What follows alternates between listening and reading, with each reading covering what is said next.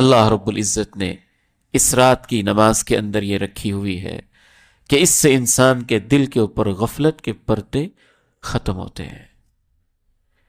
اگر آپ سستی میں ہیں، کوتاہی میں ہیں، ڈسپلن نہیں ہے، آپ میں نظم نہیں ہے، ضبط نہیں ہے، زندگی سنبھل ہی نہیں رہی، کوئی ترتیب لگ ہی نہیں رہی، تو رات کو اللہ کے سامنے کھڑا ہونا شروع کر دیں۔ اللہ آپ کے دل سے غفلت کے پردے اتارتا جائے گا۔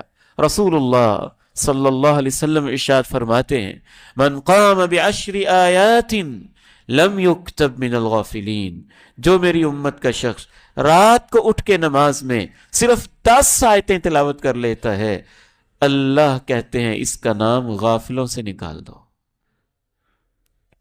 غافلوں میں سے نہیں لکھا جاتا۔